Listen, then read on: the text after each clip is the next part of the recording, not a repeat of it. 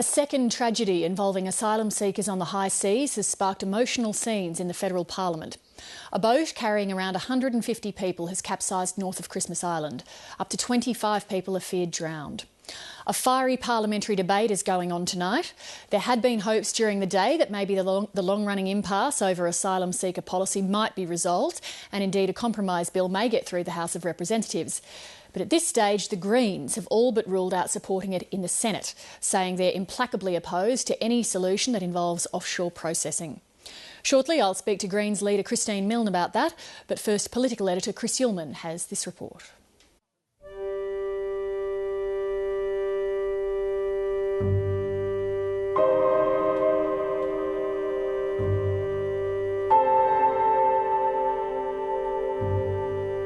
The faces of the missing.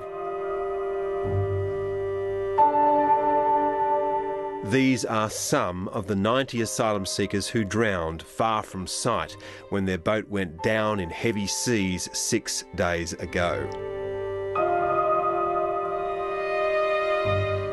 Even the story of a missing face can crystallise loss, like the one Michael KEENAN heard from a man who stood helpless as a boat was dashed on the rocks of Christmas Island 2 years ago.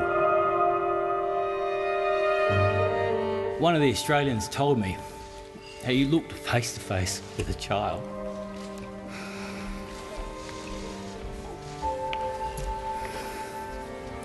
Who he couldn't rescue, even though he could almost touch her.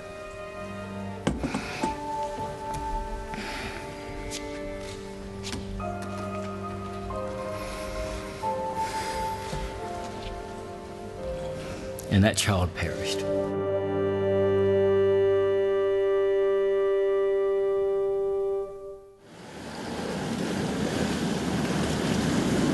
Today, another boat capsized 200 kilometres north of Christmas Island. As this parliament sits, we have planes in the air, merchant vessels on the scene, and HMAS Maitland has arrived.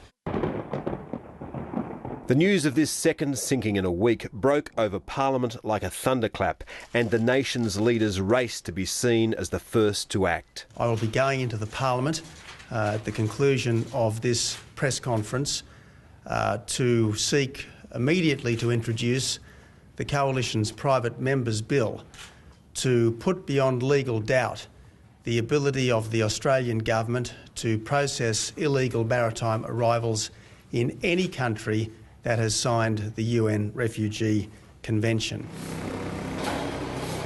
That would rule out Labor's plan to send 800 asylum seekers to Malaysia in return for 4,000 confirmed refugees. So, as Tony Abbott was speaking, the government moved. The question is that the bill be now read as the Prime Minister.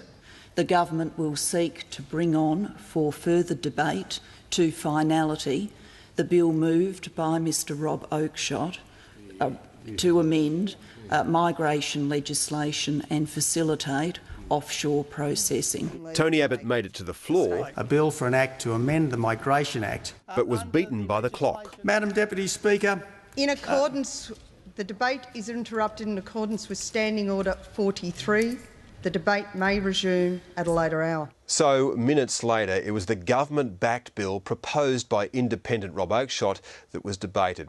If it passes both Houses of Parliament, it would restore the executive's power to process asylum seekers almost anywhere in the region, overriding the High Court ruling which struck that option out on the grounds that the country proposed, Malaysia, is not a signatory to the Refugee Convention. This is, as much as anything, trying to stop the loss of life at sea. The Coalition moved to amend the bill to reflect its own plan. The only objective, legally binding protection that can be used as a litmus test so this Parliament can give instructions to an executive as to which countries and which places they could send people is whether you're a signatory to the Refugee Convention itself. And there are 148 countries who have signed that convention. This debate has a long history and there's plenty of hypocrisy to go around. The requirement for the Coalition that the country receiving be a signatory to the Convention has never been a consistent view of the Liberal Party. Never. And of course, Labor is a recent convert to offshore processing. It dismantled the Howard government's Pacific solution in 2008. We had an experiment. Australia's domestic policies were changed and the arrivals increased and increased and increased. The Greens have been consistent.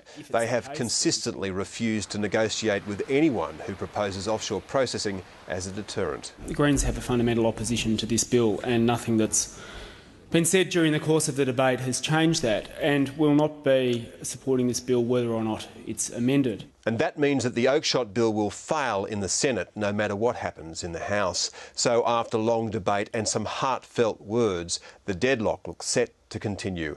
And off Australia's west coast, 125 people have been rescued. One body has been recovered from a boat believed to have been carrying up to 150, including women and children.